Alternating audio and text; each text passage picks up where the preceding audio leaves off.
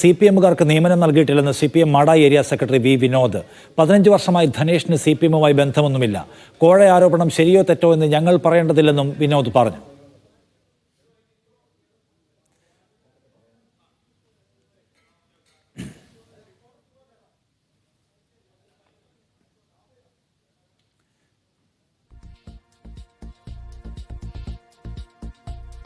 മാടായി കോളേജിൽ CPM-കാർക്ക് നിയമനം കിട്ടിയിട്ടില്ല എന്നാണ് CPM Madayi area secretary V Vinod വിശദീകരിക്കുന്നത്. 15 വർഷമായി ഈ ധനേഷിന് CPM-മായി പാർട്ടിയുമായി എന്തെങ്കിലും നിലയ്ക്കുള്ള ബന്ധമില്ല. അതുകൊണ്ട് CPM-കാർക്ക് നിയമനം കിട്ടിയ നിലയ്ക്കുള്ള വിശദീകരണത്തിൽ കാര്യമില്ല, വ്യാഖ്യാനത്തിൽ കാര്യമില്ല എന്നാണ്. കോഴ ആരോപണം ശരിയോ തെറ്റോ എന്ന് പറയേണ്ടത് പാർട്ടിയല്ല എന്നാണ് ഏരിയ സെക്രട്ടറി വി വിനോദിന്റെ പ്രതികരണം.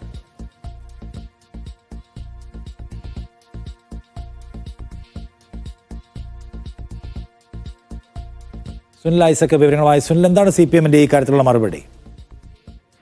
നിഷാദ്, മാടായി കോളേജ് നിയമന വിവാദവുമായി ബന്ധപ്പെട്ട് ഇതാദ്യമായിട്ടാണ് CPM നേതൃത്വത്തിന്റെ പ്രതികരണം ഉണ്ടാവുന്നത്. മാടായിൽ ഒരു CPM പ്രവർത്തകന് കോഴ വാങ്ങി ജോലി നൽകിയെന്നായിരുന്നു വിമത വിഭാഗത്തിന്റെ ആരോപണം.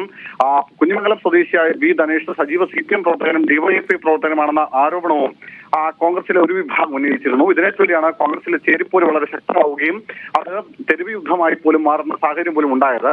എന്തായാലും ഈ സമയത്തൊക്കെ ഈ വിഷയവുമായി ബന്ധപ്പെട്ട് ഏതെങ്കിലും തരത്തിൽ പ്രതികരിക്കാൻ CPM നേതൃത്വം തയ്യാറായില്ല. ഇപ്പോ CPM-ന്റെ Madayi area secretary V Vinod പറയുന്നത് ധനേഷിനോ അങ്ങനെ ആർക്കെങ്കിലുമോ CPM-വുമായി ഏതെങ്കിലും തരത്തിൽ ബന്ധമില്ല. മാത്രമല്ല, ധനേഷിന് 15 വർഷമായി CPM-വുമായി ബന്ധമില്ല എന്ന് അദ്ദേഹം പറയുന്നു. ഏതെങ്കിലും ഒരു CPM പ്രവർത്തകനോ DYFI പ്രവർത്തകനോ അനുഭാവിക്കോ മാടായി കോളേജിൽ ജോലി നൽകിയിട്ടില്ല എന്നാണ് അദ്ദേഹം പറയുന്നത്. അത് കോൺഗ്രസിനുള്ളിലെ ആഭ്യന്തര തർക്കമാണ്. അതാണ് വലിയ വിവാദമായി അല്ലെങ്കിൽ പൊട്ടിത്തെറിയായി പുറത്തേക്ക് വരുന്നത്.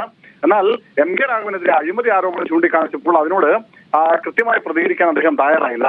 അഴിമതി നടന്നിട്ടുണ്ടോ എന്ന കാര്യം ശ്രദ്ധയിൽപ്പെട്ടിട്ടില്ല എന്നാണ് CPM-ന്റെ ഏരിയ സെക്രട്ടറി പറയുന്നത്. അതായത് MK രാഘവന് അഴിമതി, കോൺഗ്രസിനുള്ളിൽ ഒരു വിഭാഗം അഴിമതി ആരോപണം ഉന്നയിക്കുമ്പോൾ കൃത്യമായി ക്ലീൻ ചിറ്റ് നൽകുകയാണ് CPM-ന്റെ ഏരിയ നേതൃത്വം എന്ന് വേണം പറയാൻ.